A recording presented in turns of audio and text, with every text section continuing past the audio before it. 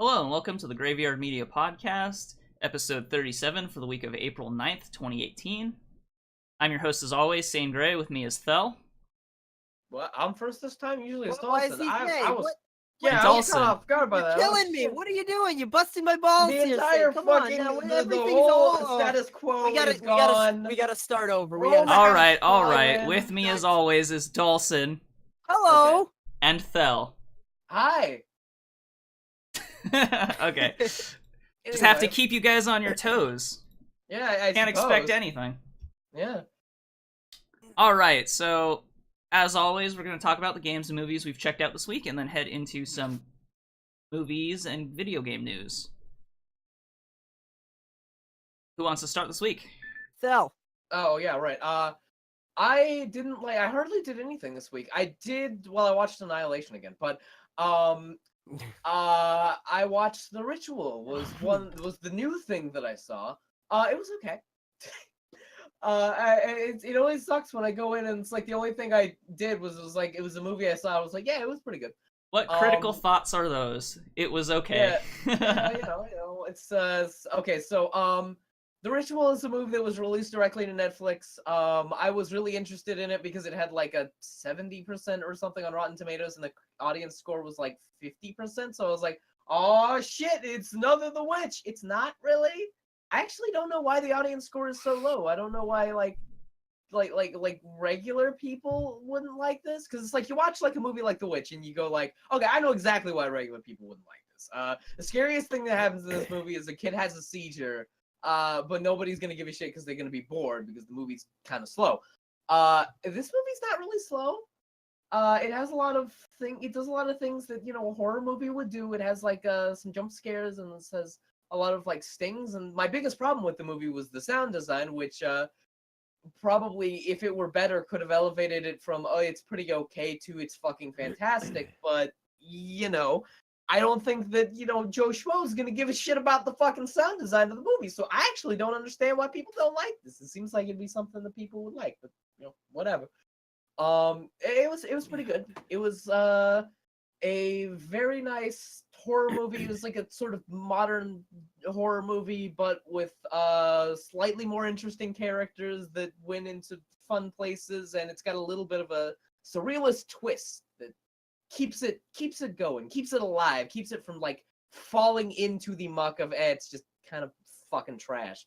Is that the highest direct to Netflix movie so far? Because so far they've all been kind of really poorly reviewed, but this one sounds like it's okay at least. I don't know. Annihilation is technically a direct to Netflix one. That got a limited or a limited movie release though. Release. Yeah. The two Stephen King movies were really, really good. And there was the I Am the Pretty Thing That Lives in This House. What was that? I don't feel at home in this world anymore. Which Stephen King movies? 1922 and Gerald's Game. That's kind of funny because we always hear about like the really trash movie about Gerald's Game. Oh, you didn't? Direct to Netflix, but I didn't even hear about the movie. Really? Apparently it's incredible. I haven't seen either of them. Well, the book's good, so yeah. Yeah, I haven't heard either. It's kind of funny how you only hear about the really trash Netflix movies. Yeah, there are definitely good Netflix movies out there. It's just sometimes they release trash. Well, I don't know. Like the big notable ones has been Bright and 12 Cloverfield Lane. Yeah, they're like big movies that are like either working with a studio. 12 Cloverfield Lane is not the one you're thinking of. You're thinking of a different Cloverfield Paradox. But yeah, I knew. Yeah. Oh yeah, 10 Cloverfield Lane was the good one. Yeah. The first one was okay too. If you didn't throw up. 12 Cloverfield Lane was I liked 12 Cloverfield Lane much more than I liked Cloverfield. And the Cloverfield Paradox was really, really bad. But it was I would say again, like I said before with the Cloverfield Paradox, grab a bunch of friends, grab a bunch of beers, fucking laugh at the movie, and it's great. I feel like I would still rather see a good movie. Yeah, I can see that. It's up to you. You want to watch a good movie, you want to watch a bad movie, but it's funny. Well, this one isn't like The Room funny. It's like it's fun to watch with your friends and yell at the movie for 2 hours funny. But yeah, back to The Ritual. Like I said, there were some sound design problems. So what is the movie about? Okay, so a couple of British like guys who are getting into their 30s and want to have like a lad's holiday, go out into the Swiss mountains and go hiking. This is like after they discuss doing this and their friend dies in a tragic accident after he was killed by people who were robbing a store. Okay, just 1 second. This sounds like the exact same setup to Until Dawn so far. It sounds like a fucking Edgar Wright movie. A bunch of British guys want to have they're getting into their 30s. And they're having a last night out. Yeah, it sounds like also a little bit of Train Spotting, maybe. Yeah. Pretty much. It's that. But yeah, imagine like Train Spotting, except they're British instead of Scottish, and they go into the woods and there's a Norse god that tries to kill them. I see. That's kind of cool. Is which Norse god it is a spoiler? I don't even think like it is. Like, okay, the closest thing I could think of it like being, they might have like said its name, and it might be an actual Norse god, but I think like the closest thing it would be like Loki's horse. Sleipnir? Yeah, Sleipnir. But I don't think it was that. I'm pretty sure that's not Loki's. Was it Fenrir? No. Well, it wasn't exactly a horse either. I'm pretty sure they just made something up. Oh wait, no. That's what it was. It was one of the Jotun. Oh, it was a Well, Jotun. that makes Okay. sense. Yeah, it was just a Jotun. Yeah. But yeah. It's they get hunted by a Jotun. There's a bunch of really cool surreal stuff, but again, the sound design was kind of weird. There were a bunch of stings, like horror movie stings that tell you that jump scare just happened. I hate that when like shit. nothing fucking happened. There was a point where a dude was like he'd fallen down or something, and like the guy's hand was like up here in like the corner of the screen. You couldn't see him. That's like, my least favorite thing about horror movies, like when they put in fake ass effects that like kind of try to force you into feeling a certain way. It's one thing with music. I think I'll give music a pass, but when it's like stings and sound effects, like that really takes me out of it a lot of the time. Yeah. This one was especially bad. Like there was a guy, his like hand was like this much in the frame. And it's like it was there for like a good couple seconds. You could see that it was some guy's hand. So the guy who had fallen down was looking this way, looks over, and then a sting plays as he's startled by the hand. Like, what the fuck do you mean? I mean, that's something you expect to see in a trailer, not in a movie. What, you know? What is this sting? Okay. It's like okay, you know,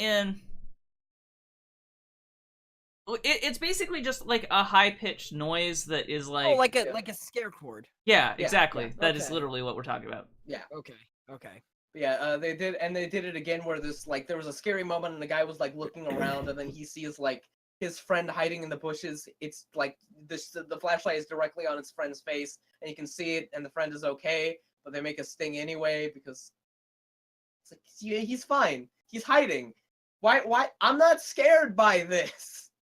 This is very obviously not something that's scary. I feel like even modern like crappy horror movies have gotten past the doing a sting on everything a lot of the time. Yeah. Even stuff like Paranormal Activity and like all of those Conjuring movies, that not even those movies do it, you know? Yeah. And I'm sorry, when you said Paranormal Activity, for some reason my brain thought you said Paranorman, and I was like, that was not a horror movie. I don't know what movie you watched. I mean, it was. It had zombies in it and a witch.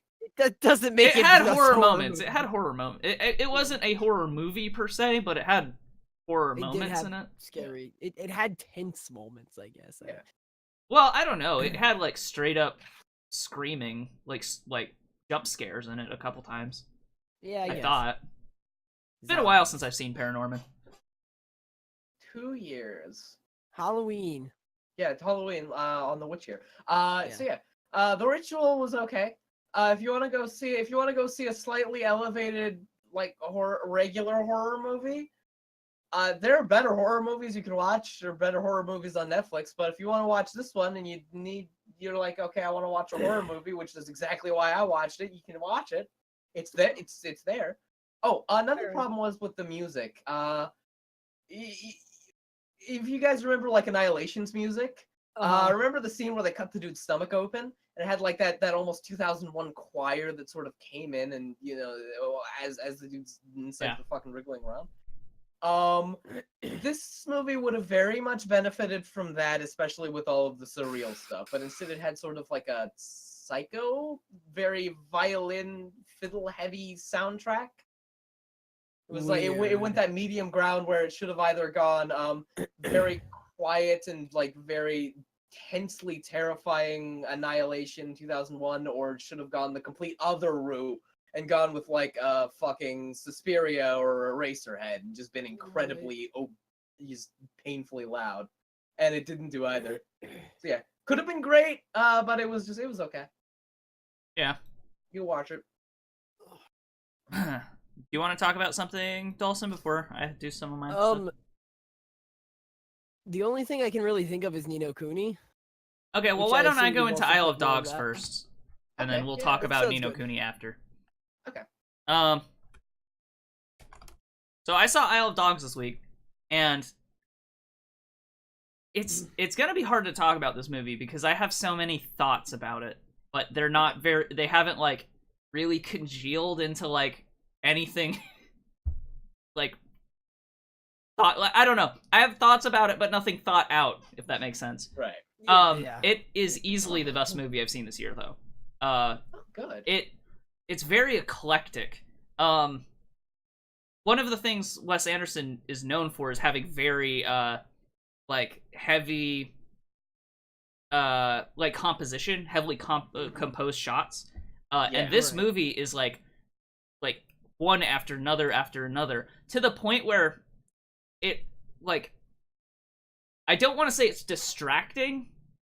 It is, but not in a bad way, if that makes sense. Like, well, it's like it's the thing. It's noticeable, that's filmmaking, man. It's very noticeable. Well, I don't know. A lot of times you can say good. For some people, good cinematography is like camera work that is so effective that you don't think about it. Whereas this one, you definitely think about all of the shots, but it really helps the style of the film, if that makes sense. It's not like super egregious. Yeah, well, it's not like bad. It's noticeable but not bad. It's like noticeable but interesting rather than being distracting. You know what I mean? The music is great, very like traditional Japanese taiko music mostly. Right. The one like super interesting thing about like the voice acting in the movie is all of the dog characters are voiced by English speakers, and almost all of the human characters are voiced by Japanese voice actors. And they speak Japanese with subtitles? They do not speak with subtitles. They speak in Japanese. And that's it? And that's it. You get a lot of... So you can get intentions and...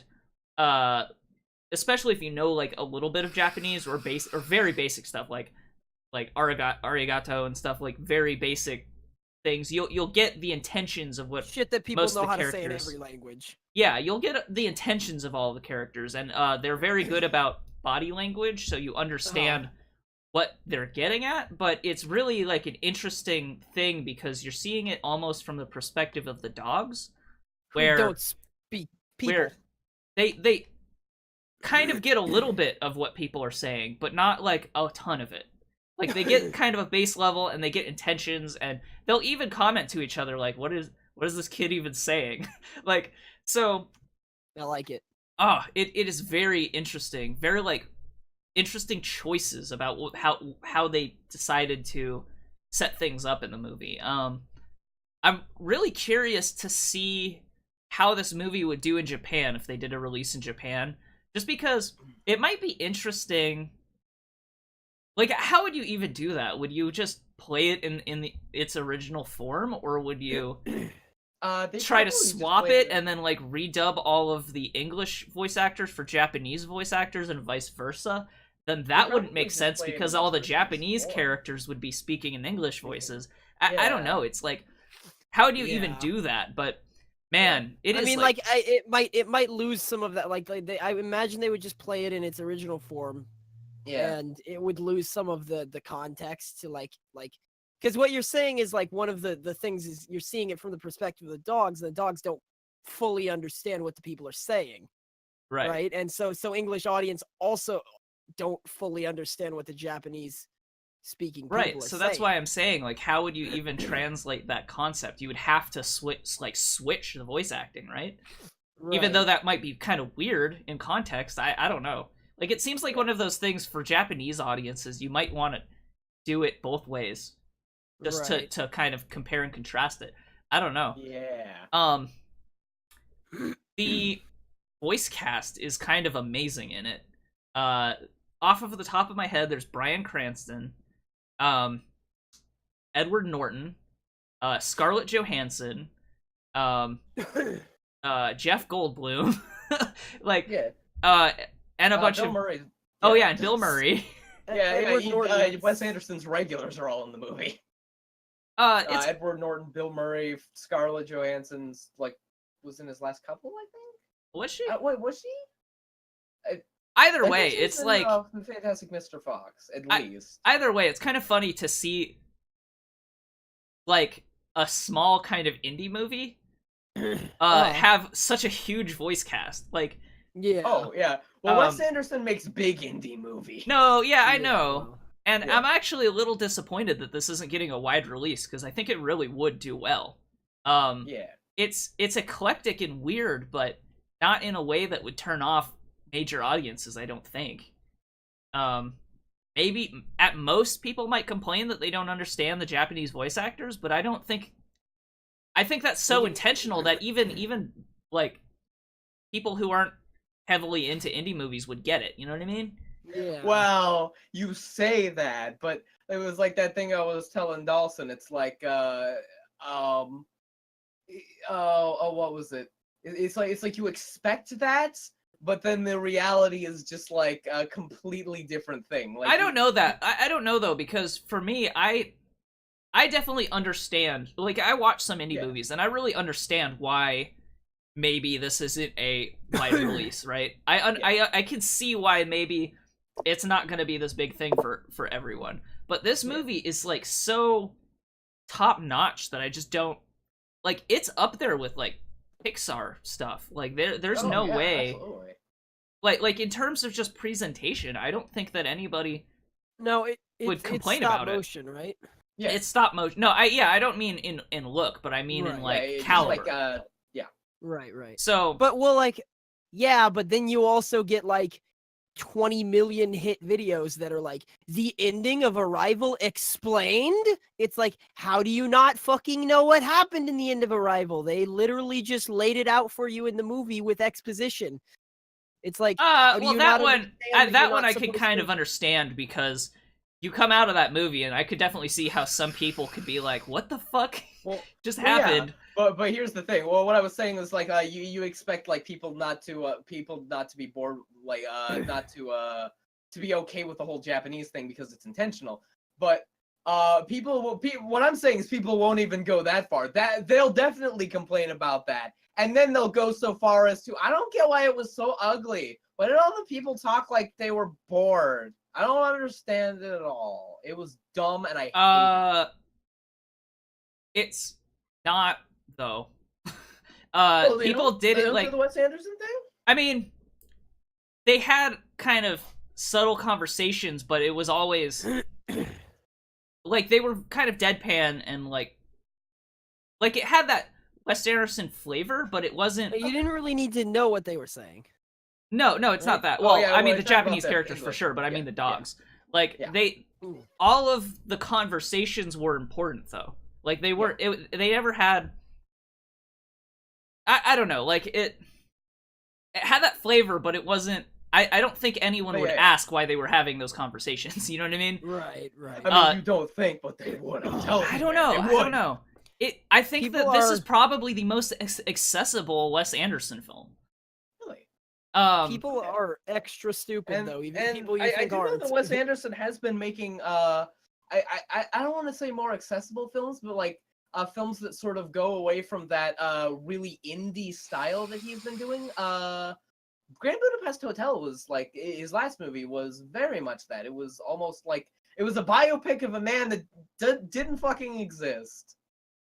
It's I feel like it's not like it's not accessible in that it's dumbed down. It's accessible in that like lots of people could see it, and it's not weird enough to turn people off. It's just weird enough to be eclectic and weird. You know what I mean? Right. And I think children, like, in particular would love it. Like it's not so. Well, yeah, any movie that's about a bunch of talking animals, kids are gonna love, whether they're like kids that are into movies or aren't. Well, and that's exactly my point. Like, I'm surprised this didn't get a major theatrical release, because if it had even a little bit of advertisement and a large release, it would probably do super well with kids. I don't know. Yeah. I do believe that it this one specifically probably would do. I think Fantastic Mr. Fox didn't like. I don't think it was like the widest release, but I do think it was bigger than Isle of Dogs is getting. Like I remember it had advertising and stuff. I don't know. Fantastic I Mr. remember Fox. hearing about Fantastic Mr. Fox outside of Tumblr. Yeah. And their advertisement. Tumblr is literally running an ad for Isle of Dogs every like 4 posts, and that's the only advertising I've seen for the movie at all. I've seen trailers, but my theater plays trailers for everything. My theater had a trailer for Annihilation, which was fun. Mine did too. Although Annihilation, I was surprised was a more limited release than I thought. Like I didn't go into that movie thinking it was an indie film. You know what I mean? Yeah. Right. It wasn't until I saw like Searchlight, I was like, what? Well, not only that, but like what was it? Ex Machina got like it got a pretty wide-ish release, a lot more wide than I think that word of mouth really carried for Ex Machina more than anything else. I hope that it does for Isle of Dogs too, because it is super good. Like I cannot praise it more highly than I am. Yeah, and like a lot of that's what everyone who's seen it is saying. It's like apparently like honestly, Grand Budapest Hotel, Wes Anderson's last movie, is like my favorite Wes Anderson movie. I absolutely I haven't seen that one yet. I want to go back and watch some of other Wes Anderson's other stuff, just because I loved this movie so much that I want to rewatch some of his other films. Yeah. And see Grand Budapest Hotel, because I didn't see that one. So that one was it was like a lot more accessible, like you were saying. It's like more accessible, but not dumbed down. Still very stylized, but less like hipstery. Right. And it looks like he's going on like that sort of a streak, which is honestly plays a little bit to his advantage. Like he's still doing his beautiful visual styles and his wonderful playing with everything, like playing with different stuff, like really little, very obvious miniatures on purpose, and stuff like the stop motion. While still like narratively getting better and better and better with each movie. So I'm actually still really excited to see this movie. I don't know when I'm gonna be able to, but I'm excited to see it. If you're gonna be able to. Don't buy many Blu-rays to own and keep, and I'm probably going to buy the Blu-ray for this. Yeah. It is amazing. I want to watch it. Like I want to rewatch it now. It has. I know that feeling. I still have the Taiko music stuck in my head, like at this moment. It is so good. Yeah, I can't praise it enough. Definitely check out Isle of Dogs. It's easily a 5 out of 5 for me. So nice. Right. All right, let's move on. I forgot to give a rating to The Ritual. It's 3.5 out of 5, I guess. 3 out of 5. 3 out of 5. Yeah, I don't. Yeah, 3 out of 5. It's okay. It's fine. Why don't we move on to Ni no Kuni? Okay. So I'll let you start because I have some more thoughts on some later game content. Okay, so Saine kind of described Ni no Kuni last week. Now, he was very good about the initial very beginning of the game where you you start out as the president of the United States getting nuked, and then you wind up in a different world. You're stuck in limbo between dimensions or some shit. Who knows? It might turn out like Final Fantasy X, and he actually did die, and he's just a dream or something. Spoilers. For Final Fantasy X. I wouldn't put it past Ni no Kuni at this point. Holy shit, Damien Lindelof. Fuck us up. Yeah. In fairness, that was revealed about like M. Night 30%. Shyamalan. That was revealed like 30% of the way into Final Fantasy X, so it wasn't super Abrams. bad. The end of Ni no Kuni. Okay, now you're just saying directors' names. The end of Ni no Kuni, you find out that the president was dead the whole time. Oh no! And also, Shyamalan. excuse me, I am specifically referencing Lost. Okay, I know you were. I was specifically referencing fuck, what's it called? The M. Night Shyamalan movie, Sixth Sense. Sixth Sense. Thank you. Yeah. Oh, okay. Yeah. Well, man, you were kind of like describing the combat system, and it's hard because a lot of what want to say just kind of reinforces stuff that you were saying. No, go ahead.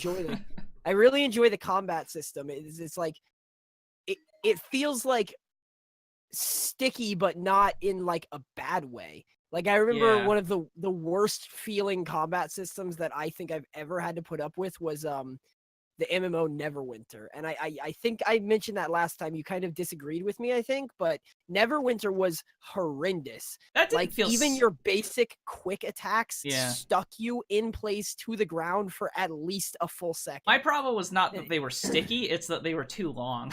The animations were too long in Neverwinter.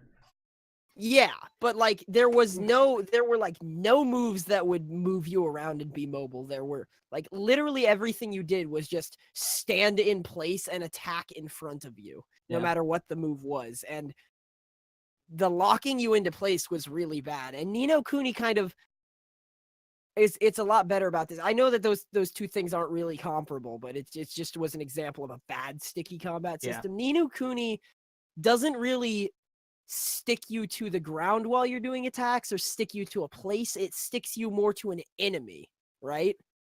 So it doesn't have like a fully fleshed out like Bayonetta, Devil May Cry action style combat, but it's good enough, right? Like you don't have these particular 18 button combos that you're playing, but you know that you can just kind of mix in between heavy and light attacks depending on the situation. It's not a game about juggling. It's a game about It's an RPG. It's still an RPG at the end of the day. So it feels like an action RPG combat system. It's not a spectacle fighter. So those are even though that's kind of a hard comparison for me, but yeah. I think my favorite system so far though. Now I haven't actually gotten to build my kingdom or anything, and that actually looks one of the most compelling things to me is just kind of building the kingdom and that's up. what I'm going to talk about here in a second. I think my favorite thing that I've experienced so far, I'm only about like maybe an hour into chapter 3, but it was the like army battles. Like that seemed really fun. I didn't quite understand the rock paper scissors system because it said that blue made it like a blue arrow meant it was less effective, but I was looking at the rock paper scissors diagram and I was getting blue arrows on things that my units should have been good against. And I think you might have misread that because I think that rock paper scissors is the correct one. Like the icon in the corner is definitely the correct one. Yeah, so. I was and my characters were kind of like kicking the other dude's ass, so it makes sense that I maybe just misread it. But like it's easy to do in that really game because there are kind of a lot of tutorials at parts. Yeah. It's really fun to play that kind of like army thing. Basically, you have, well, at the point that I'm at, I had 2 armies, but there are 4 armies, and then you have your little guy in the middle.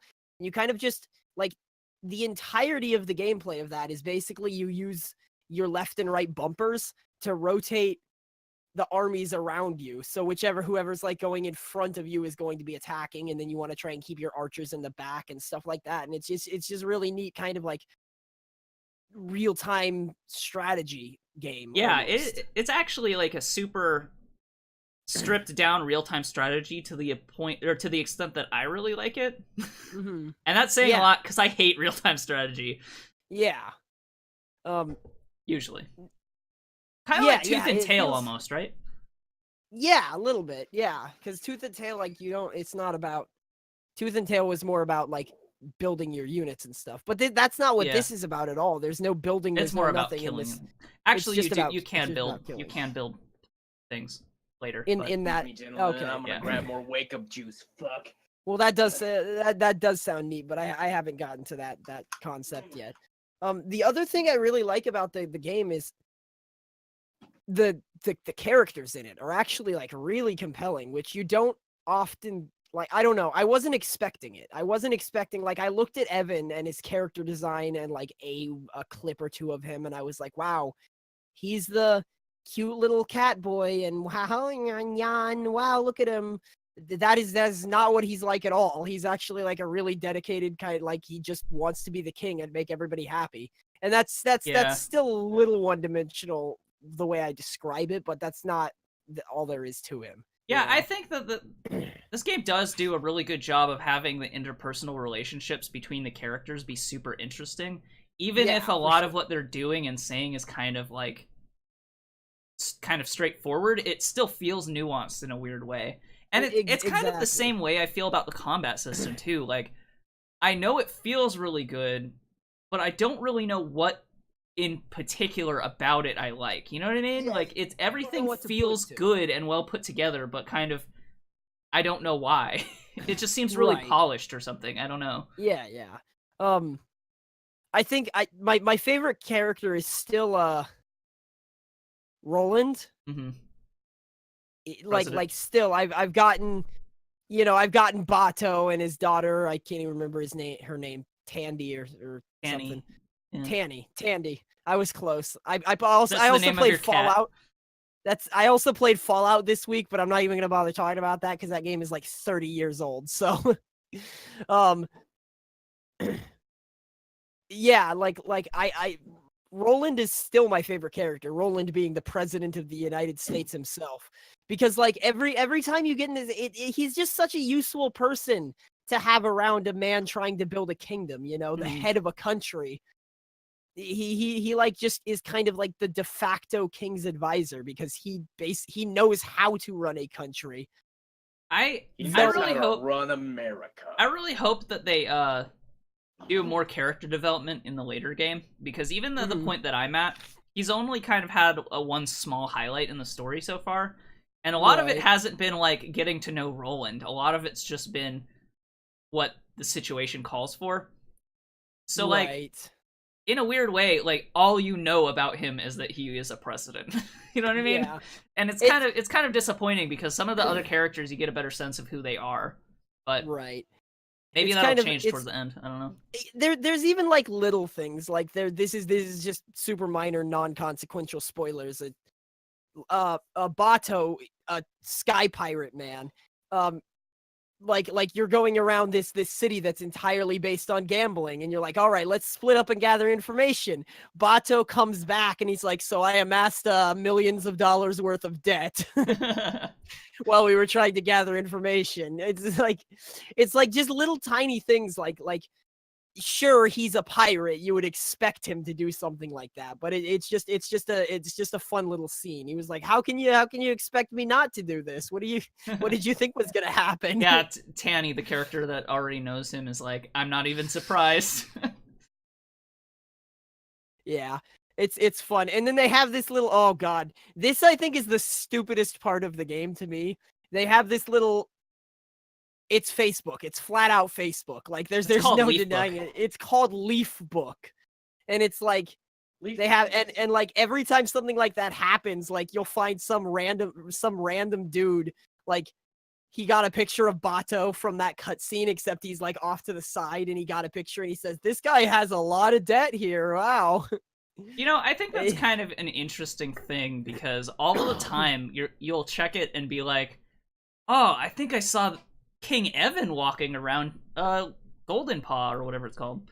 Yeah. Goldpaw, and it's like you see a picture of your characters from kind of far away, the back of their heads. It's like it's like kind of weird. It's like you can even like you kind of know who took that picture too, because you saw the dude walking around, you saw his icon, and it's funny, but also I hate it just because it's like they could have been a little more inventive than Leaf Book, right? I don't know. Like, For me, it kind of it satirizes it enough that I think that that's funny.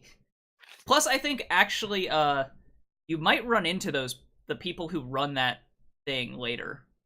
That would make sense. So yeah. I think that there's a little bit more to that story. I just haven't gotten that far either yet. Right. I've gotten You a have little to fight the evil boss, Quark Zuckerberg. Quark Zuckerberg. No, He's a rat. they've already set up a different. Actually, that's not even the boss of the game. I don't think I'm that sorry. Rat Man. Oh, Mousinger? Yeah, I don't even think. Oh, he's... there is actually. You were actually talking about. No, something. I yes, thought you were just saying a word. the That was first the thing that happens in the game. You get overthrown. Yeah, your kingdom is your kingdom of cats is overthrown by the rats. Okay, all right, that's good. Or whatever. I'm sorry. I just thought that was just the thought that came to your brain, and that's.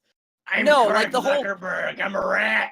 The I'm whole gonna fucking kill you, and the boss music plays. The whole world is populated by furries, basically. Furries, and then there's occasionally humans. And then there's some The president of crossbreeds. the United States.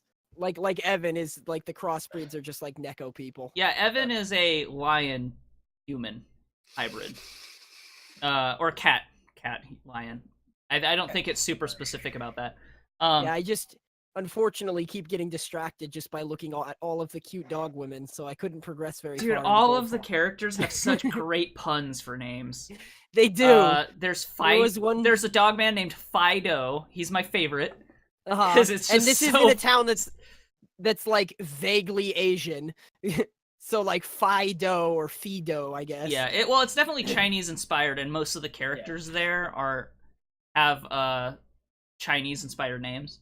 Mm-hmm. Maybe I don't know. There was one character dressed like a pirate, and her name was Yo Ho Ho. There's a lot of that going on in that city. It's just a bunch of neat stuff. So and then like Go you ahead. said, 90% of the proper nouns in this game are dick jokes. Yeah, Ding Dong Bell.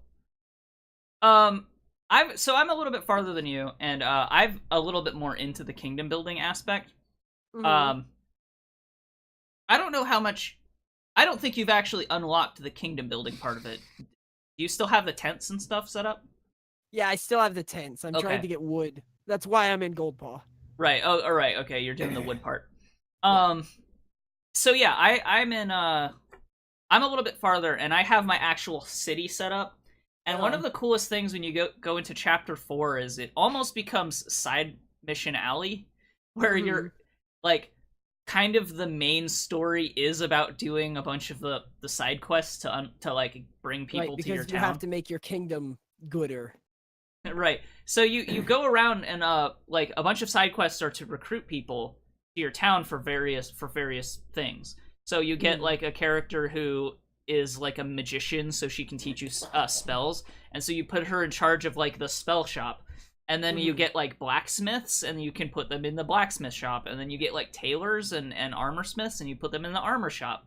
And it's kind of, like, based on what their skills are, they're kind of tiered on a list of who's good at what.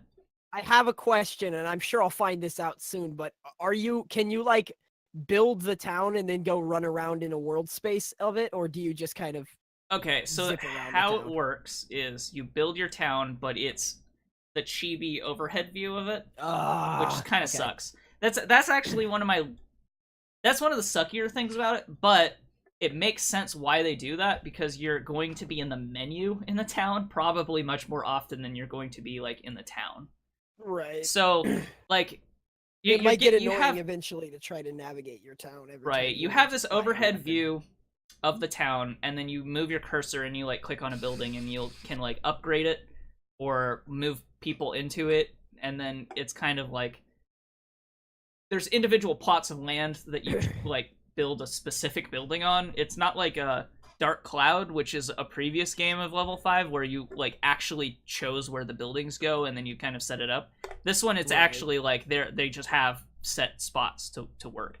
And actually, is it set spots for set buildings or like yes. set spots for some buildings? Oh, okay. Set spots for particular buildings. The armor smith and the blacksmith will always be in the same place. The mercenaries guild will always be in the same place. Okay. So, well, that's still not terrible. Yeah, right? It's not bad. It's just I kind of miss that aspect of Dark Cloud, but maybe that was streamlined to make it a little bit more accessible, because this game definitely does seem like maybe it's intended for a little bit younger audience. Yeah.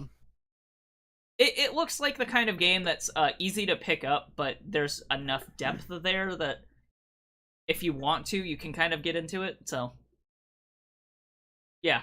I don't know. I really love the game. I'm gonna keep playing I like it a lot. I'm probably gonna stick with it longer than I did with Final Fantasy 15. I'm still planning on going back to Final Fantasy 15. My plan is to finish Ni no Kuni and then go back to Final Fantasy. Right now, Final Fantasy is on hiatus for me. My Path of Exile really interrupted Final Fantasy for me, which is like unfortunate because I did like Final Fantasy. I got so into Path of Exile. Well, maybe just make a point to go back to it. I don't know. Mm-hmm. And even I'm farther than you in both Final Fantasy and Ni no Kuni, which is like the weirdest feeling for me because usually you're always ahead in video games.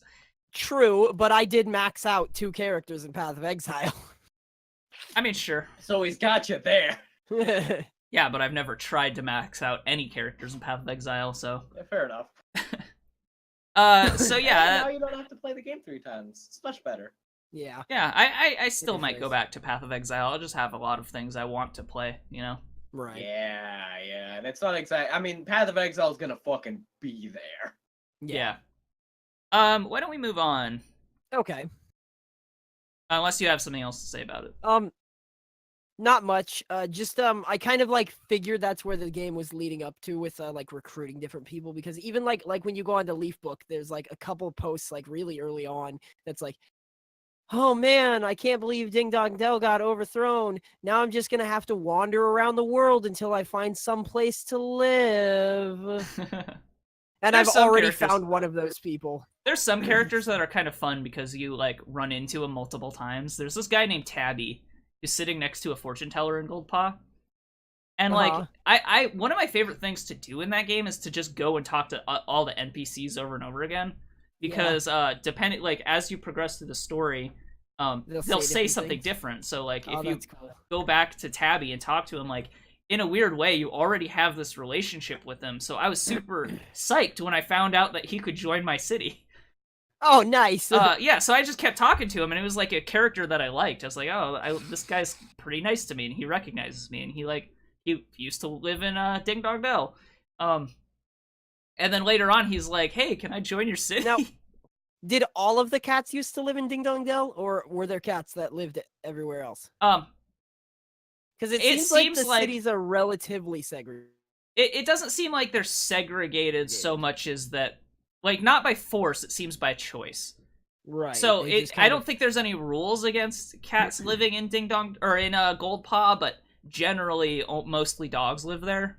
Right. I'm almost certain that there are a couple of bears. There are not bear people. I know some of the people who you think are bear people. I have recruited, and they're not bear people.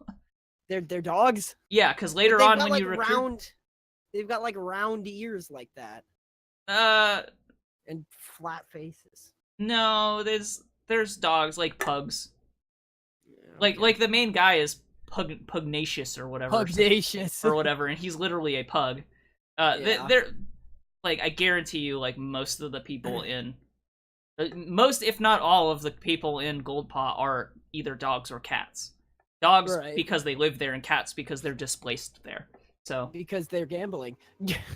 Or they're gambling, yeah. So yeah. And like you'll recruit people later, and it's like, this is a dog person. It's like, okay, if you say so. Sure. What kind of dog? The kind that sits in a river and fishes for salmon. You know, the great salmon fisher dogs. Yeah. There's a guy named Gao Dai. who becomes a general, and he totally looks like a bear man. Sounds like a bear name. Gao Dai. No, I think, like I said, all Although of I our may puns. be thinking of Yao Guai. I think that that's. They're all puns, and I think Gao Dai is like a mixture of Yao Guai and or Yao Dai or whatever, and also it's like Go Die. Yeah. So I don't know. Lot of good names in that. Normally, I'm not a fan of puns, but they seem so clever and funny in this game, so I don't know. Right.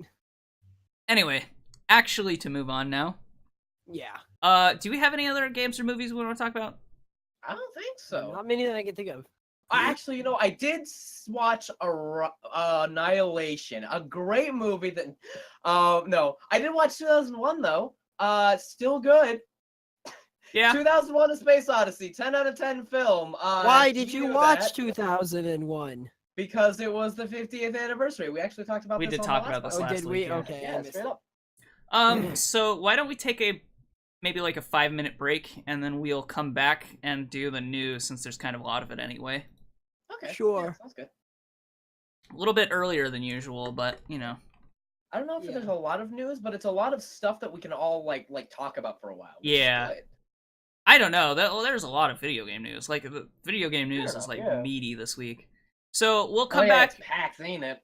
Oh, we're not even getting into the pack stuff. The pack stuff still has to Oh, come out. shit. Like this is Oh. all stuff that just happened Yeah. this week. Ladies Yeah. and gentlemen, we're gonna be chock full of news for the next fucking time. Get ready. Okay, so we'll come back at 4:50. Does that Okay. sound good? Okay. Yeah. We'll see you in a bit. Whoa. Hang on, my headphones aren't plugged in. All right, we're back. Tripped on them. Dalsson can't hear us yet, but we're starting. So, I'm here. Okay, good. all right. So we're gonna head up to some game and movie news. We're gonna start with movie news this week. Mhm. What do you got, Thel? Oh, okay. Yeah. Fuck. Wait, that's not the right. I'm sorry, I'm in the completely wrong call. That's why I was having so much trouble. Like, I don't know what I've got. Alright. So first thing, the Safety Brothers, the people who directed Good Time, which was a movie me and Saine saw last year that we Pretty both good movie. really liked, is going to be directing a new film starring Adam Sandler. And the reason I bring this up, what? Huh? What? Yeah. Adam Sandler's gonna be in a movie that he didn't write and direct? This is the second one in the last couple of years. The last movie that Adam Sandler was in was a movie called The Meyerowitz Stories, which was a movie directed by I can't remember who, but it was one of those really prominent directors who makes really good movies. And that's the thing, Adam Sandler is a fine actor when he is directed. Here's the thing about Adam Sandler that Yeah. I've heard. Here's the thing about Yeah. Adam Sandler that I've heard. So I've listened to a bunch of interviews by comedians and stuff, and they've talked about Adam Sandler, and it's like, they say that Adam Sandler is actually normally really funny. The problem with Okay. Adam Sandler is that he makes his movies in order to maximize the amount of money he gets from them. So it has nothing to do with how actually funny he is. It's very, like, intentionally written a certain way to make money in other places, not just the United States. So he's actually a really funny guy, apparently. It's just he's kind of very money focused when it comes to his movies. So that's why for American audiences, they're not really that. He Good. started as a stand-up comic, right? Yeah, and he still does many, stand up. as many comedy actors do. Yeah. Yeah. That's the thing. And like he's not a bad actor, and this is to show like even his dramatic roles. He was in a Paul Thomas Anderson movie, Punch Drunk Love. Like he was great in that. and talk a lot of shit about the movie Click, but his acting in Click was actually pretty good. Yeah. So he can act. He's just kind of like the way he writes is kind of very specific. Right. And that's not to say he doesn't like a lot of the movies that are like Adam Sandler movies. The Adam Sandler movies. Usually these are like they're directed by another guy that he brought on to do what he says. But if it's like the Safety Brothers, who did fucking like Good Time, then it's like, okay, these guys are the guys who are going to be directing and doing the movie, and Adam Sandler is going to be an actor in the movie. The same with this and the Meyerowitz stories, which the Meyerowitz stories got completely like looked over because it was an Adam Sandler movie that was released direct to Netflix because of the fact that the last couple of those, oh boy. Well, no, like those were bad, but he made a fuck ton of money on them. That's what. That's where Adam Sandler's at. Adam Sandler does. He makes a fuck ton of money, and I think, I really do think like the people have been joking, like to have images of like pictures of him just looking like sad and depressed. I think like that the constant critical reception of his movies, just like everyone talking nothing but shit, him being like the butt of the joke. Adam Sandler has been a punchline for a very long time. I feel like it's getting to him, and maybe he's sick and tired of making those movies and wants to do better stuff. Which, I mean, good. You want to do better stuff? Go right the fuck ahead, man. Well, I ain't gonna stop you. Yeah, I don't know though. He's been acting in other people's movies for a while. He did Hotel Transylvania, and like his role in that is almost transformative because you don't even think about the vampire guy as being Adam Sandler. Yeah. I remember, I think the first movie that I saw Adam Sandler in that wasn't an Adam Sandler movie was Reign Over Me.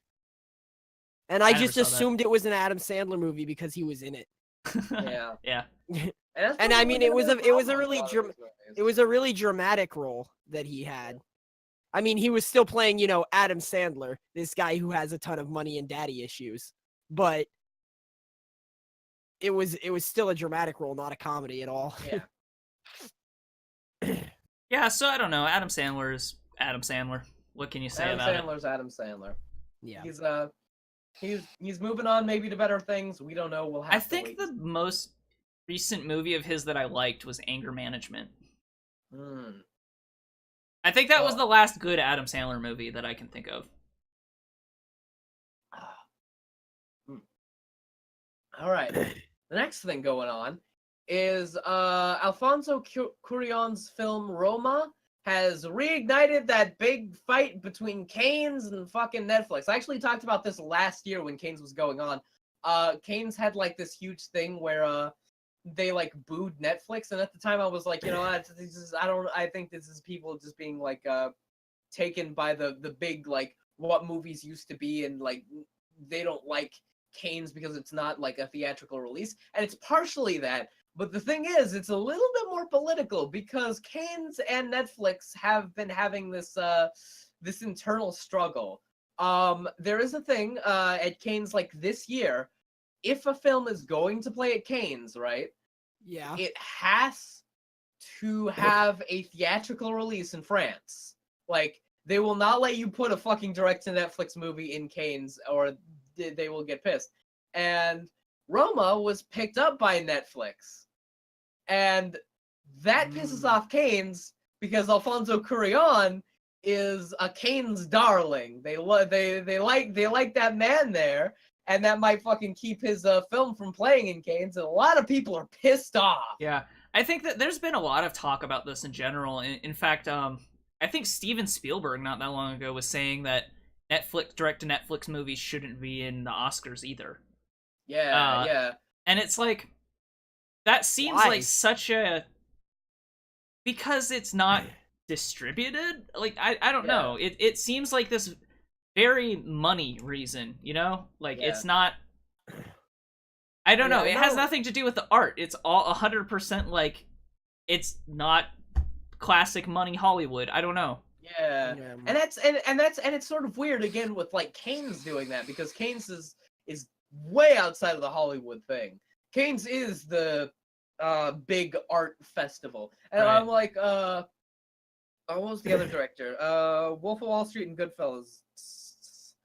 And Taxi Driver, man who directed movies for 1 billion years. He's also been hugely outspoken about streaming services and Netflix, and like, this fucking bullshit. It's not like it used to be. But then again, it's like, you look at all the movies that do go into theaters. A lot of movies. Scorsese. Scorsese. Thank you very much. It was bothering me. You do look at a lot of these movies that do go into the theaters, these big studio movies, and it's like, the studio movie that was released that was supposed to be good that I saw that last year was The Post. And it was like the blandest fucking milquetoast movie I'd ever seen in my life. Yeah, I skipped that one. And it's like all of these movies that are like getting like smaller, less wide releases in theaters and going to Netflix. Like Netflix has a bunch of good movies, but you know, it's so weird. Yeah. Yeah. The big movies are the studios are making are bad, but all the stuff that's just getting like produced by fucking Amazon, like Paddington 2, it was produced by Amazon. And I was like, yeah, this movie's pretty good. So it's some good stuff. So what about limited theatrical release and then Netflix? I like limited theatrical release and then Netflix. No, but like, would they count that for like Kane's considerations? Yeah, because it technically had a theatrical release. Does being on Netflix disqualify it, or does not having a theatrical release disqualify it? I'm pretty sure it's not having a theatrical release, or specifically not being on Netflix because fuck you, Netflix. Well, because that's kind of dumb, but yeah, last year they sent Okja and the Meyerowitz stories, which I talked about 3 seconds ago, to Kane's, and people were pissed off that Kane's had movies that were on Netflix. So Kane's is not going to have any movies that go onto Netflix, and if they are on any other streaming, like specifically Kane's fucking hates Netflix a little bit more than streaming services, and I think like maybe if it has like a limited theatrical release in France, then it'll be fine. But I don't know. So things like do we know? Do we have any idea why? Like why they have an issue with Netflix? Yeah, like what's... Because it seems weird if it's not all streaming services, it's Netflix, you know? Yeah, Right. hold on a second. Now, Netflix people love the red carpet and would like to present films with their understanding into their own model is opposite to ours. The risk, and he did so because he wanted the festival to appear stagnant. And that came from our tours. He probably didn't hurt either. Last year, when we selected these 2 films, I thought that I could convince Netflix to release them in cinemas. I was presumptuous. They refused, and we have to take into account the existence of these powerful new players, Amazon, Netflix, and maybe soon Apple. Cinema still triumphs everywhere, and even in this golden age of TV series. History of cinema and the history of the internet are 2 different things. It is mostly just because of the fact it's just that because of Netflix. Yeah, well, not only that, but it is because of the fact that a very, very deeply held belief that movies should be shown in large theaters. There should be a place to go for movies with the best equipment to see movies, because that's how movies are made. Movies are specifically made to be shown in theaters, and Netflix is kind of against that, you know? Well, yeah, because they buy exclusive rights to it, and then don't put it in theaters. Yeah, because that's the thing. It's that thing you will hear on literally every DVD commentary track or like special features ever. It's like, well, when we make a movie, we're not sitting there thinking, oh, this will look great on DVD. It'll look fantastic when we release it there. We're thinking this will sound great on the huge like 12.1 Dolby surround sound on the fucking big ass 8K projected screen. Right. Yeah. Which is, and it's with Kane's, it absolutely is like this is how we believe cinema should be. With like a lot of the Hollywood stuff, it's like that Netflix is taking the money. Yeah. That's pretty dumb. So Kane's is more pretentious about it, but Oscars are just like, no, fuck you. Don't worry. There's plenty of pretension to go around. But... Oh yeah, absolutely. I'm sure. Don't think the Oscars ain't pretentious. I saw the post. That wasn't that good. Oh yeah, and it's weird that Martin Scorsese was talking shit about Netflix when his fucking film The Irishman was picked up by Netflix, and is like, this is a film that he's been trying to make since he made fucking Goodfellas, and Netflix was like, yeah, we'll make it for you, and so there he goes, and his next film is going to be a Netflix film. Huh. Well, and maybe it's he starring changes. Robert De Niro, Joe Pesci, and Al Pacino, so maybe it changed his mind. Yeah, maybe he changed his mind. Maybe he got a fucking pile of money thrown at him, like, you know, that's a good point.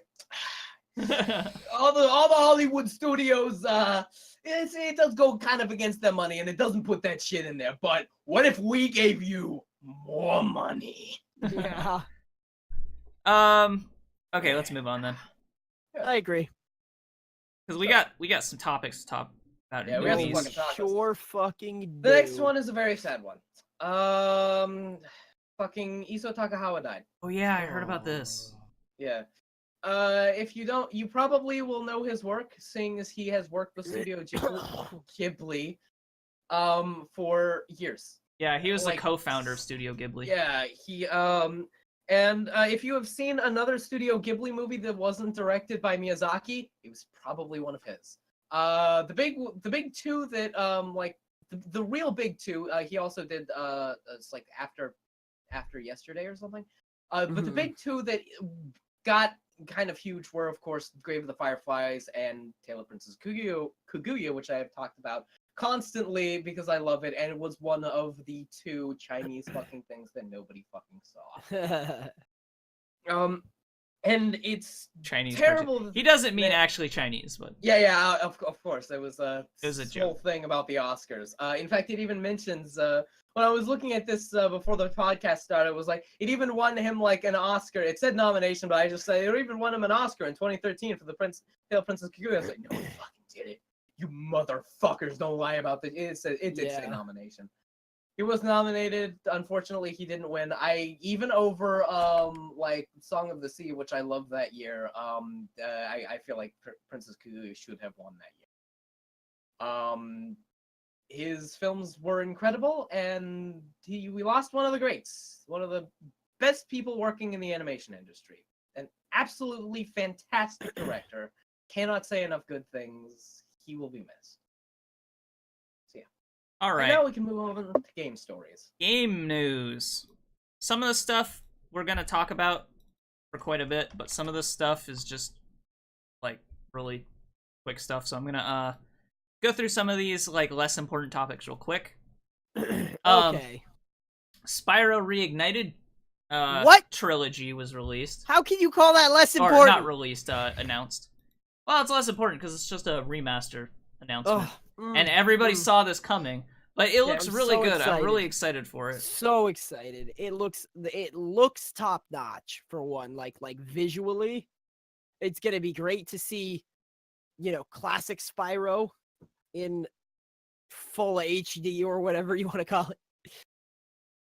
It just I'm so excited because those were some of my absolute favorite games of all time. Yeah, me too. Like many I'm really people. excited to go back and play them, and the remaster looks like really good.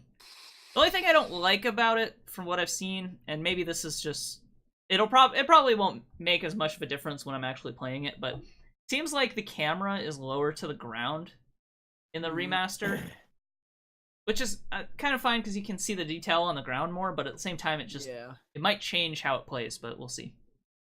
Right. Next thing I want to go to real fast is Spider-Man for PS4 has a release date of September 7th.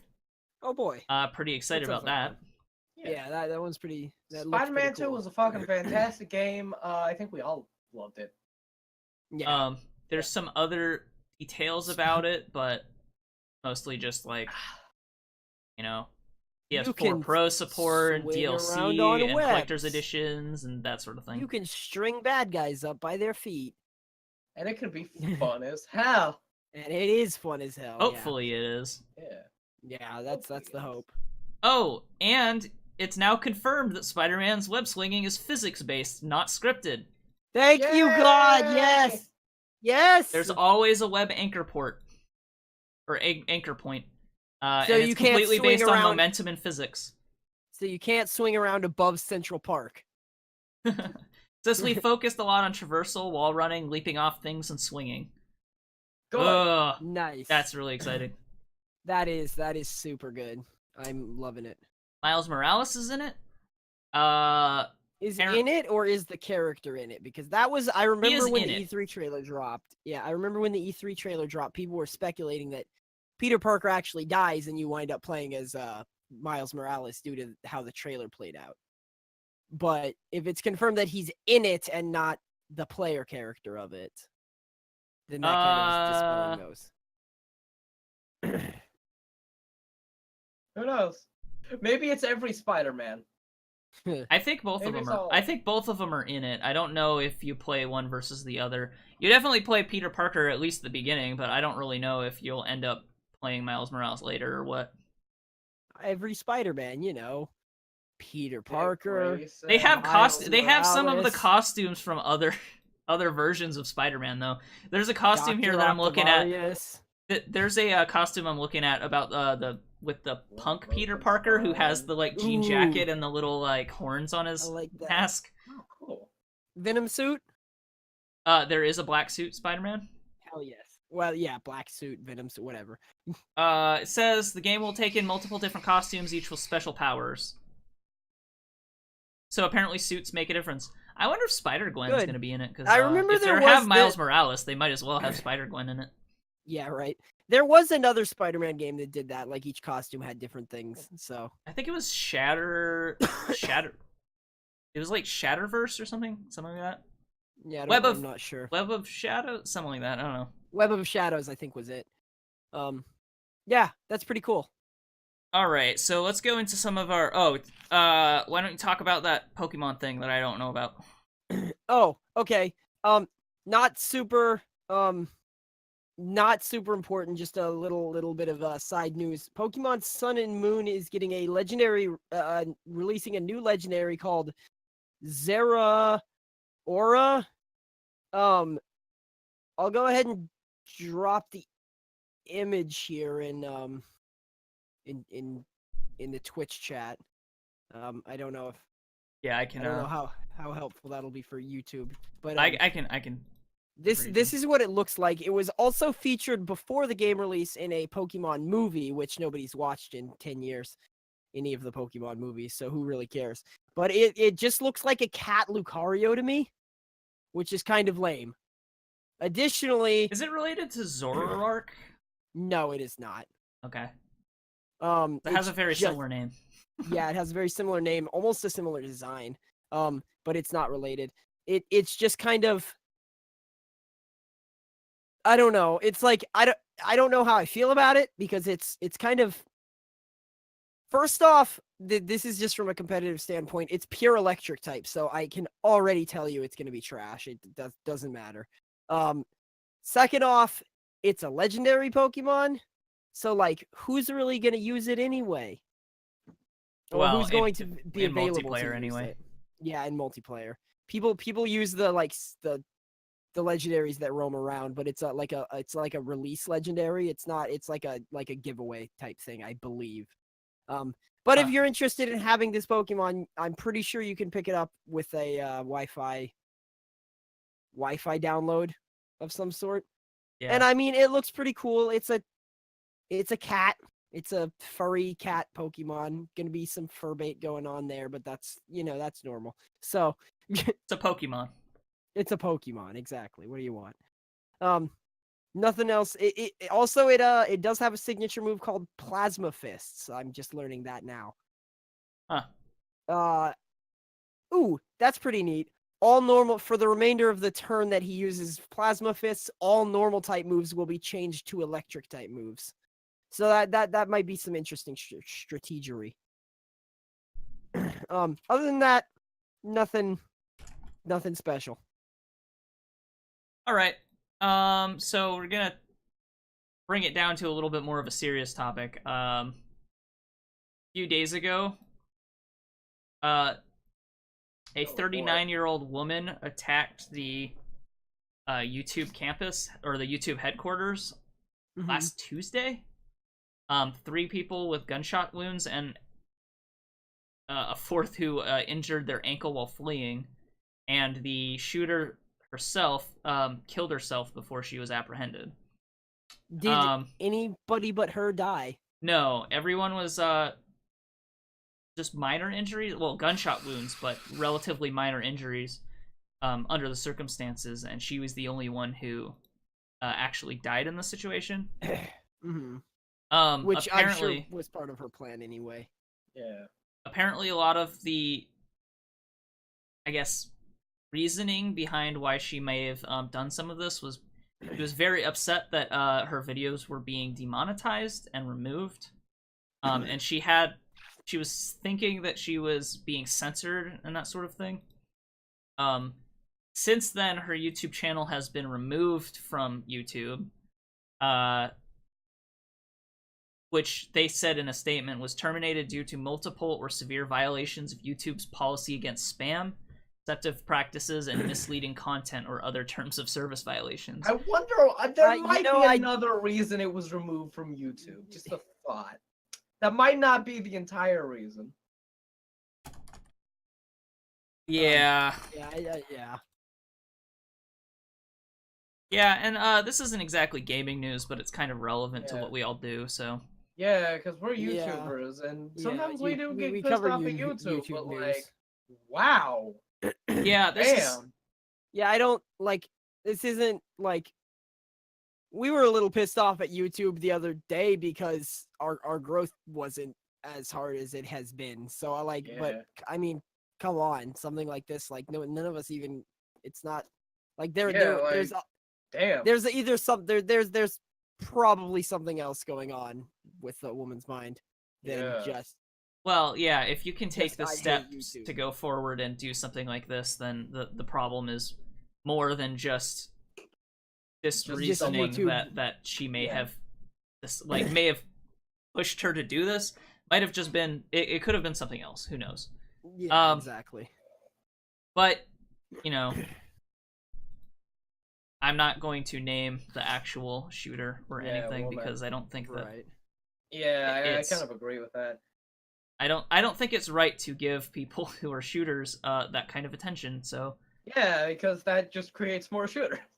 Yeah, it's crazy. Like when I heard about this, it was like I heard about the YouTube shooting. I was like, what the hell do you mean YouTube shooting? What I thought it was like there was a shooting that was like captured on YouTube or something, but no, someone shot up YouTube. Yeah, I don't. Fuck. This is like. Yeah. Yeah. It's pretty of an extreme thing, and it's like with any grumbling anybody has with YouTube, like this is not the way to go. Shooting up YouTube's a little bit. You're going a little too far there. Yeah, it's kind of the first time anything like. Yeah. Like disgruntled employees, sure, but this isn't exactly the same thing. Yeah. This is just weird as hell all around. And I've heard other people say that, like, this is a kind of a weird situation because in a way this could be anyone. This isn't someone who worked at the company directly. This isn't, this isn't like someone shooting up a CBS office or something. This is like, this could be us, you know what I mean? And it's kind of weird. Yeah. I mean, that's what people are saying, but like, first off, I'm not going to dedicate the resources to go to YouTube's. No, I'm not saying that. Yeah. I know what you're saying. Any of us would. You're not saying us specifically, but. Well, no, I'm not saying even anyone in particular. I'm just saying that like this isn't someone who worked directly for this company. This is just a person, right? Yeah. A person with a YouTube account. I don't know. Just pissed the fuck off, I guess. But let's move on from that topic. Yeah, all right. Something maybe a little bit lighter, but still kind of. Maybe this is funnier to me than anything else, I guess. So, Monolith will be removing Shadow of War's microtransactions in a July update. God. Now I do have some thoughts on this, but go ahead. Yeah, let me get through elaborate. Sorry. So they're removing them in July, but they're going to stop selling gold for purchase on May 8th, when a new DLC drops for it.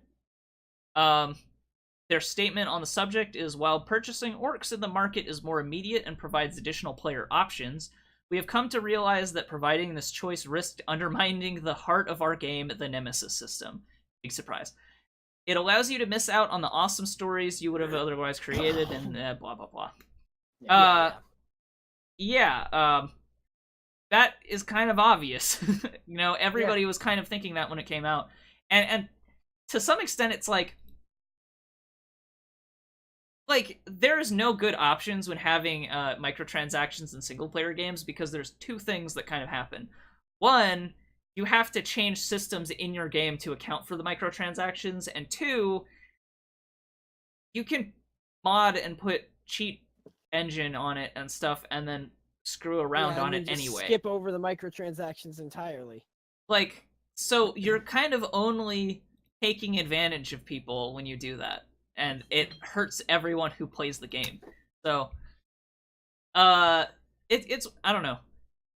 Do you think this is like? Do you think this is like they caught wind of this loot box controversy and wanted to figure out a way to get it out of their game, and it was not super easy to do, so they had to change stuff up? Because with this, they're actually changing the last sequence of the game to account for there not being orcs or like loot box orcs. Loot But box now, orcs.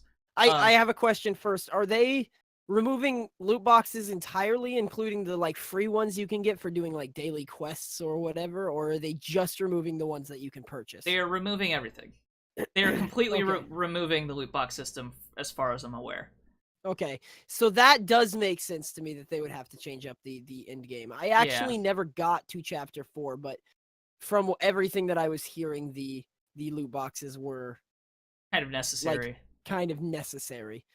Now I don't really know how I feel about it, because through a majority of the game, you did not need the loot boxes. The loot boxes were a decent bonus, but what they said like strikes home to me, because I never really used the loot box orcs except to just put in my castle to be there. Right? Yeah, but I feel like any situation in which you have to say, well, they didn't really affect gameplay is like, so why are they in?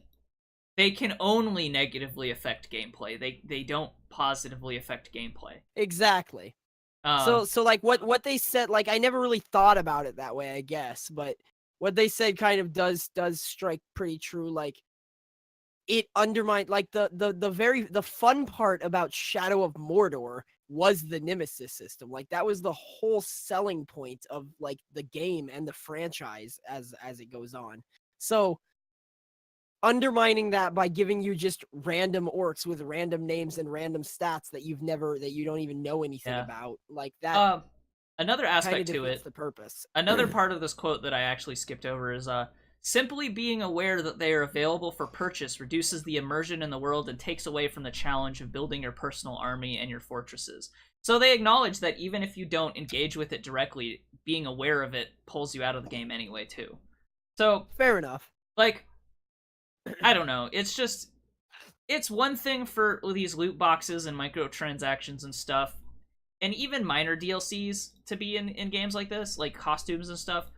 That's one thing, but like having it directly impact gameplay of a single player game just unbalances the game.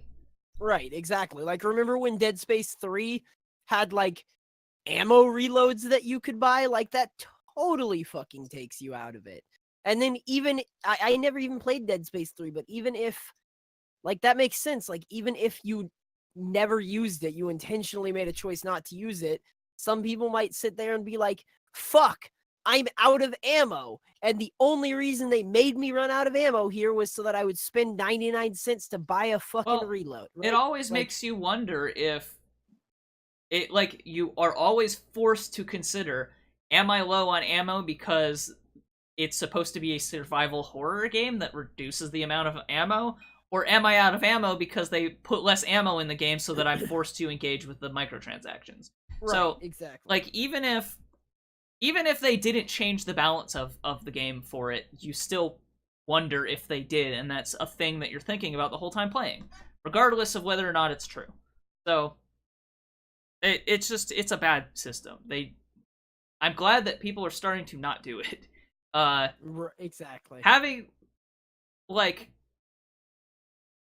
I think loot boxes are just a bad way to do things. It's to the point where I just would rather have direct purchase of stuff, or if they're gonna do loot boxes, have them only be like in a closed in-game thing.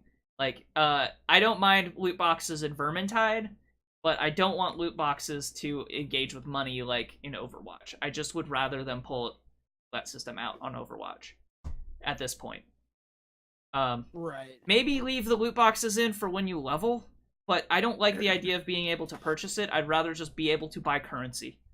Exactly. I might have actually spent money on currency to buy skins, but I'm not gonna spend money on a random chance when I've had a lot of experience getting nothing from loot boxes.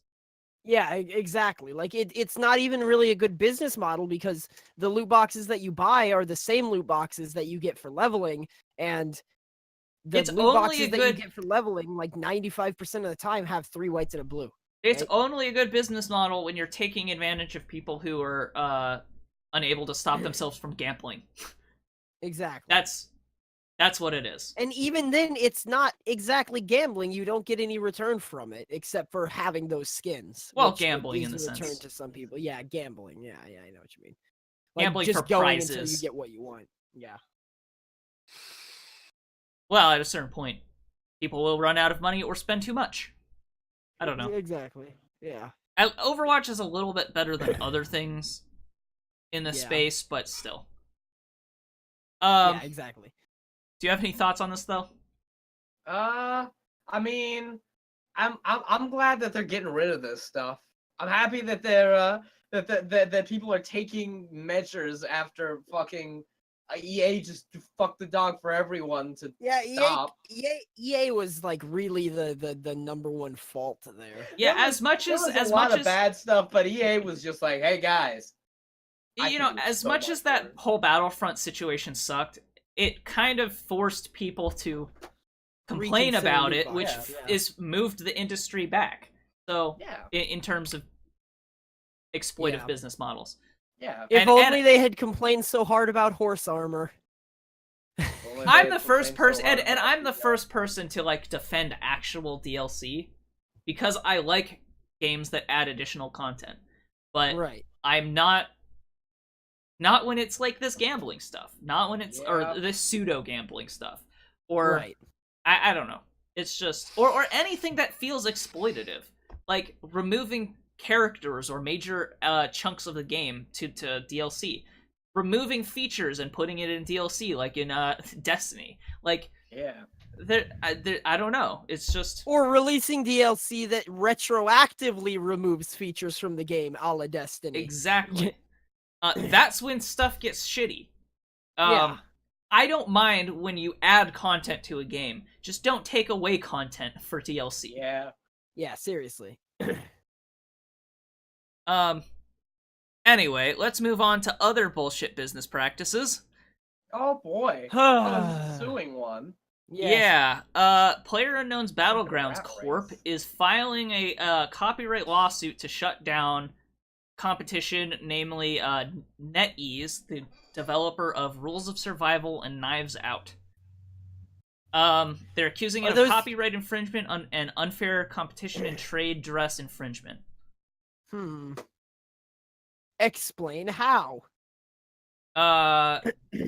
So some of the things that they're claiming is our defenders or on information and belief, defendants copied PUBG's expressive depictions of pre-play area, where the other depictions could have been used for purposes of evoking the same gameplay experience depicted in Battlegrounds. One example reads, the games also feature PUBG's iconic winner winner chicken dinner salute, which is displayed to the winner of the game. In addition, both players use references to the phrase in their advertising efforts.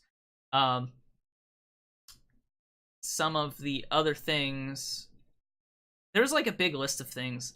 Okay, now that actually sounds a lot more. That sounds more reasonable than this next thing. Okay. Go on, please. And then there's other things that is just generally like confusion. But some of the other things that they are claiming is can't find the specific thing, but okay, here we go.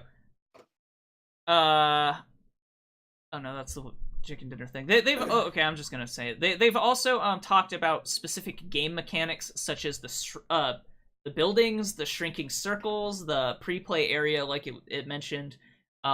Okay, now that is a little. The frying pan being used as both a weapon and armor, like.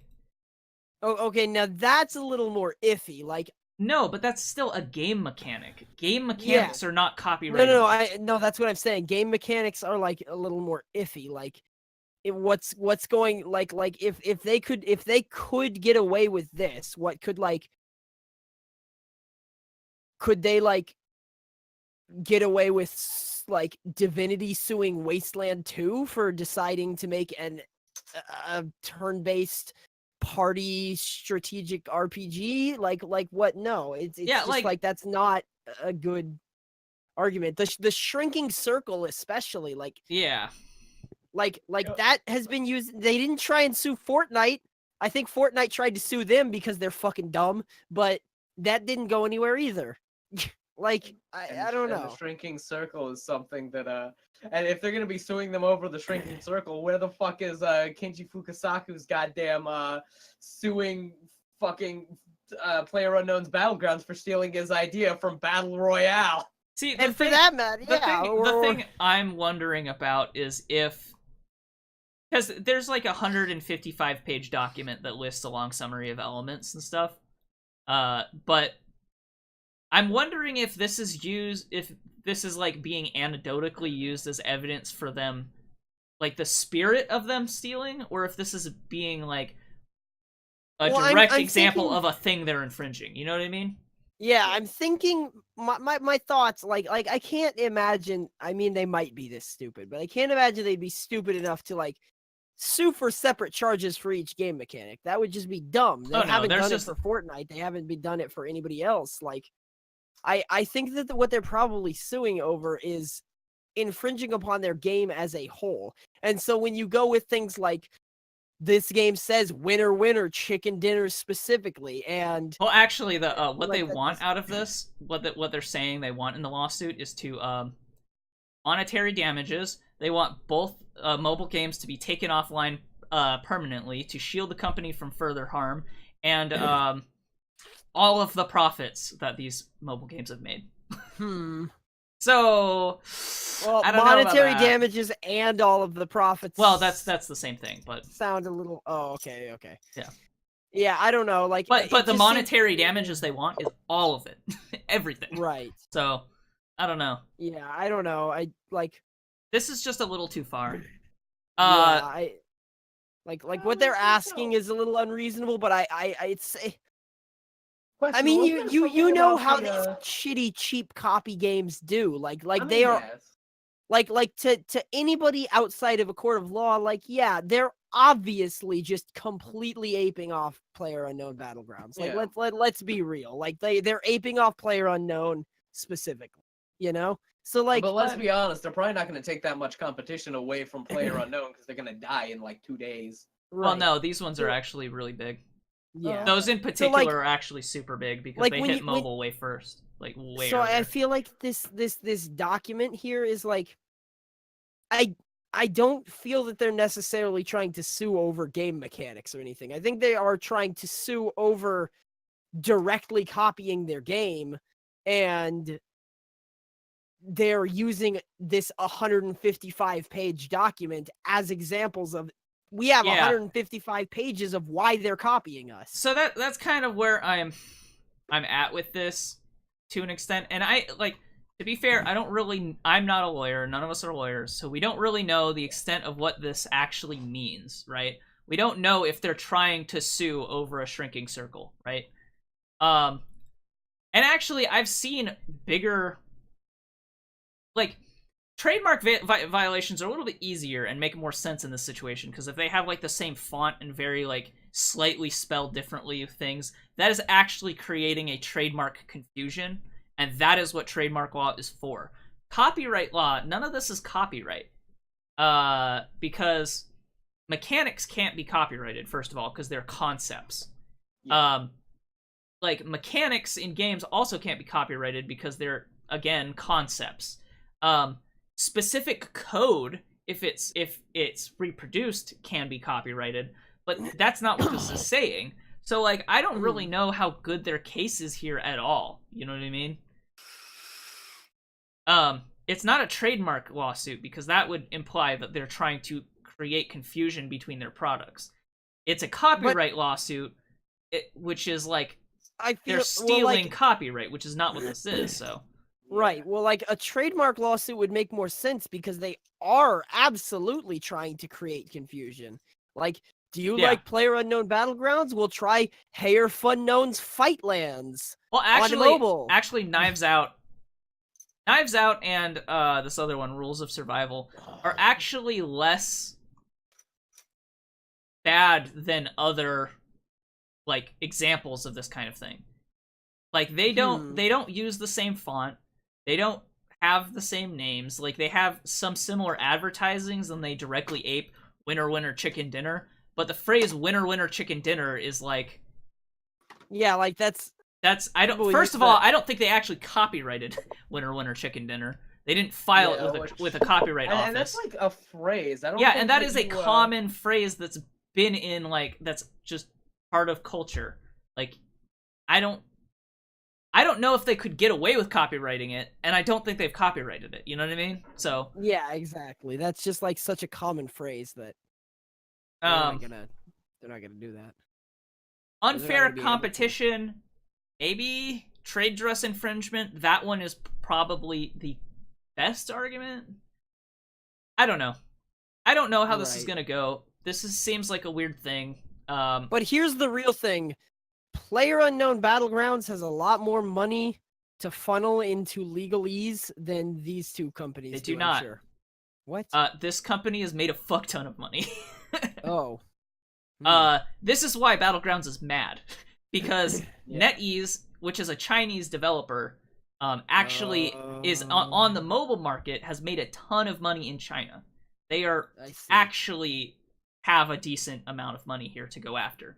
It's not as simple as big company suing little company. It is big company suing slightly smaller company. I see. It's not the behemoth that is PlayerUnknown's Battlegrounds, but it's still pretty damn good. Right. In terms of revenue. In a strange twist of fate, though, NetEase has also released a statement that said they are going to sue developers who copy their creative features from their games.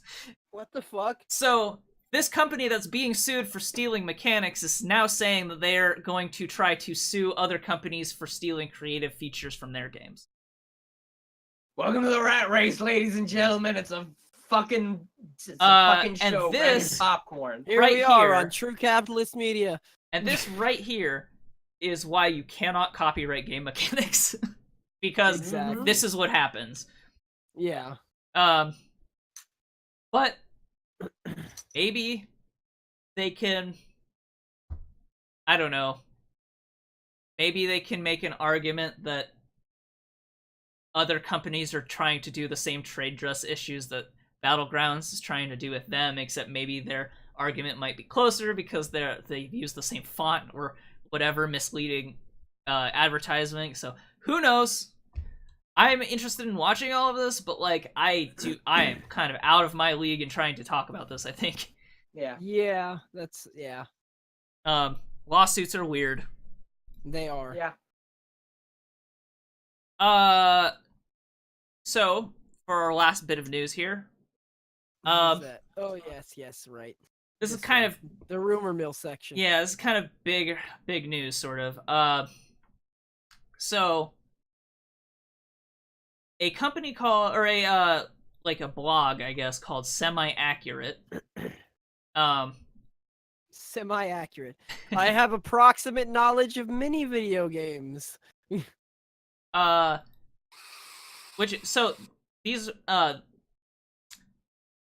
is okay. Disclosure, I guess. This is rumors. These are all rumors. A lot of them are like leaks, but they're not, and they may or may not be substantiated, but they are still kind of in rumors. This is nothing official. Nothing has, like, PlayStation has not stated anything about this, obviously. But here are the leaks. Okay. This stuff was posted on Semi-Accurate by Charlie Demirjian. I don't know how to pronounce this last name. I'm sorry. Okay.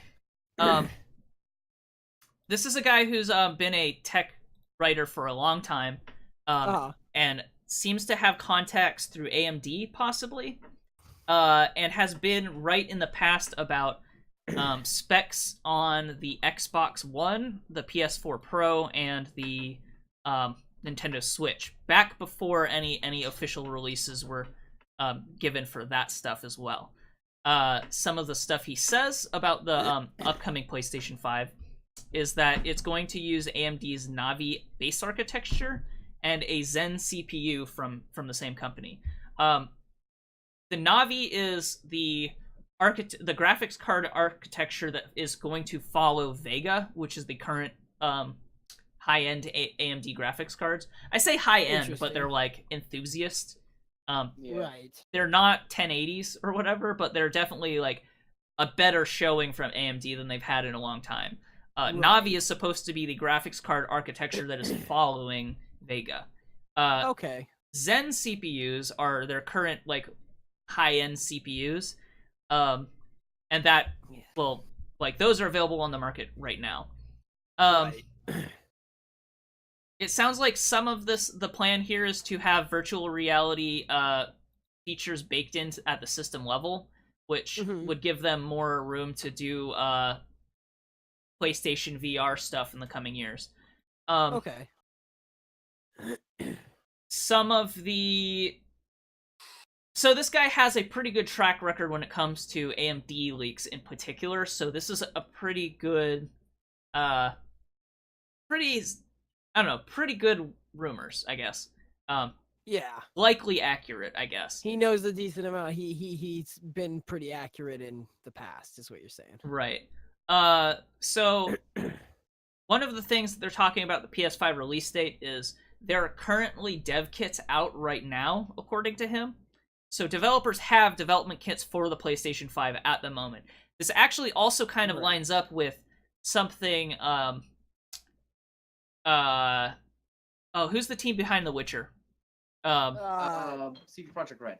Yeah, CD Projekt Red. It kind of lines up with something they were saying about Cyberpunk. They were saying there was like information on slides that said they were like developing for next gen how was it? It was unnamed like next gen consoles? Unconfirmed next gen consoles or something like that. Yeah, or unnamed I mean, or if something like that. That's I was gonna say, if they're saying they're developing for unconfirmed next gen consoles, that right there is a confirmation. So that it says that there something like that is out there. They have some sort of dev kit that lines up with what he's saying is that there are dev kits out to people right now. Yeah. Right. So the guy on Semi Accurate said also that the earliest that they could be released is this year. I highly doubt. That doesn't sound... So he's saying it's possible, but I don't think it's very likely. We're probably looking at a 2019 or 2020 release. Yeah. It's possible that they would want to the PlayStation would want to do this sooner rather than later, though, because one of the biggest advantages you get is launching before your competitor. So since the Xbox just put out the Xbox One X, this might be time to strike while they can and get their console out before the next Xbox as well. Exactly. Because currently Xbox One X has the highest specs of consoles right now. It's even better than the PS4 Pro. So right. But that's the intrinsic issue with consoles. Like, they're basically limited by when they first released. Like, right. That's going there. Like, maybe they'll be top of the line on the day that they released. That's a double-edged sword, though, because on one hand you can say, it's restricted by having this one hardware that's unupgradable. On the other hand, you only have to develop for one machine, which means that you can take maximum advantage of every part in there. If you have a CPU that has 8 cores, you know exactly how much of each core you can take up. You know what I mean? Right. You can develop specifically to a specific machine and not have to worry about people having a different graphics card or a different CPU. So you can really take advantage of the game or the system like as a whole, rather than kind of leaving headroom for things. So that's one of the advantages of developing for console and why it makes it kind of hard to port things to PC sometimes. And then one other part of this rumor is the PS5 could have backwards compatibility because the architecture is so similar that it might be relatively trivial for them to just have PS4 discs run in a PS5. Right. Which would also be a huge boon to PlayStation. Yeah. Backwards compatibility is something that has been an issue in the last few generations. Yeah. And that's just because of wildly different architecture. Right. Yeah, I don't like. And there being dev kits out now currently means that there should be a decent lineup of games when it comes out as well. Hopefully, especially if it's similar in architecture. So, yeah, I'm pretty excited about these rumors. I guess we'll wait for E3 to see what happens there. PlayStation has been notorious for having all of their stuff leak before their E3 conference. So, and here we're at again. So I don't know. They're also decent at just building like the announcements at E3 are fun, but really like the style of hype that everybody tries to build at E3 is fun. And then it's also fun when they absolutely completely fail at building hype and just fuck everything up. Well, I think Sony has been really good at adapting to having their stuff leaked. Because in the past, it's like a bunch of their E3 conference like 2 years ago or something leaked, and they just instead gave official announcements on the stuff that everybody knew about, and then put a bunch of games on stage instead.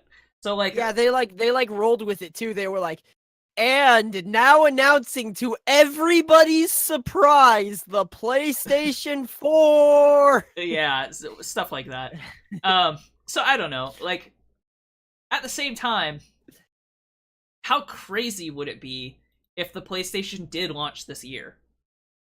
That would be pretty nuts, though. And people are saying that like you kind of think about the news cycle and how like early you're supposed to announce your console and stuff. But if you look back at the Nintendo Switch, it was only like 6 months or something between announcement and release. Yeah, it wasn't. It was definitely not even a full year. Like yeah. So this is like the news cycle for this is shrinking more and more. So it's very possible that it could be this year. I just doubt it. Yeah. So I don't know. That seems fun. Yeah. I'm Seems pretty excited about that. I'm excited about it, but I'm not gonna get one. So yeah, I might. I've already been thinking about getting a PS4. So I might pick up especially if it's backwards compatible. I might pick up a PS5. Yeah. Well, no, I never owned a PS4. I owned a PS3 and it got stolen. 3. Which makes me hesitate on buying any consoles, honestly. But yeah, for real. All right. So do we have anything else we want to talk about before we head into closing thoughts? I don't think so. I think that's about it. Yeah. I think we're good. Had a lot to talk about this week. So why don't we talk about what we're doing? Somehow ran shorter than usual. Yeah. Well, actually, we're like hitting right on time, like 2 hours almost exactly, which is kind of crazy. We got the exact appropriate time. Yeah, usually we go over like 20 minutes. So go ahead and let me go last on our closing statements. Okay. All right, so I'll just go first. I can go. I mean, Little Nightmares, but aside from that, nothing really this week. What about the thing that came out today? Yeah. Oh yeah, right. I have another Star Citizen RimWorld video because 3.1 for Star Citizen came out. That's right. 3.1 for Star Citizen came out. It's supposed to have fixed everything according to our YouTube comments. Don't worry, guys. Star Citizen 3.1 fixes all of the problems. They're doing nothing but optimization. And like it was literally ships. No different. There were like the same bugs. You know, I've kind of...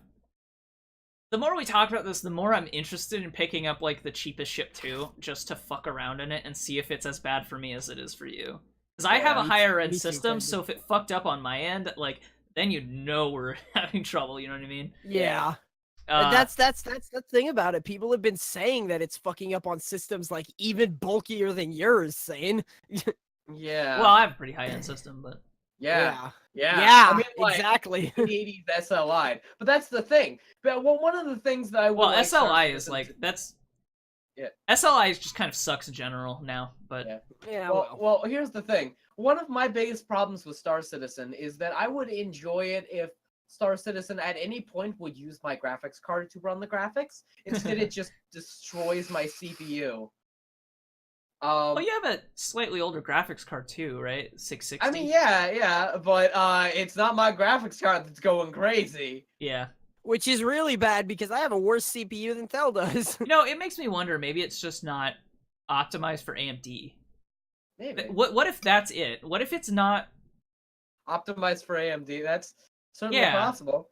It's not like they haven't Because maybe had it's time. only it's possible it's only optimized for Intel systems, which Yeah. is dumb, but that happens from time to time. Yeah. And because they're still in development, maybe it's just something that they don't care about. Yeah. I don't know. Well, Hey, Chris, what do you have? Literally Sam? everyone, every development team has surpassed you with every video game that's ever been I have an released, goddamn. i7-7700K from Intel. Oh no, I'm sorry. I meant for closing thoughts. Alright, Oh yeah. yeah, If you I was want to just hear gonna about say. Star Citizen, go watch Thel's video. Oh yeah. Yeah, I was just gonna say. Thel had a video up today. Yeah. Everyone, I would like if you checked out our Steam group and our Steam curator list. We have links for that in the description of the YouTube video, and I will post it into chat here in a second on Twitch. Sure. Um, Yep. And that's it. Okay. We never worked Now- on that SCP thing you were talking about last week. Yeah, well, that was actually what was going to be my closing thoughts. I think that we should probably try to work on that video. We intended, I'm not sure when it'll be out, so this is a very iffy announcement to work on a Thel crossed off Dalsson plays a spooky game of SCP Containment Breach, because that's always been a game that I've kind of wanted to play but never actually have.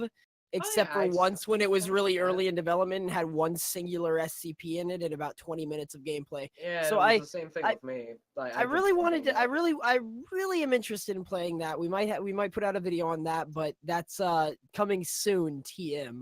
Yeah.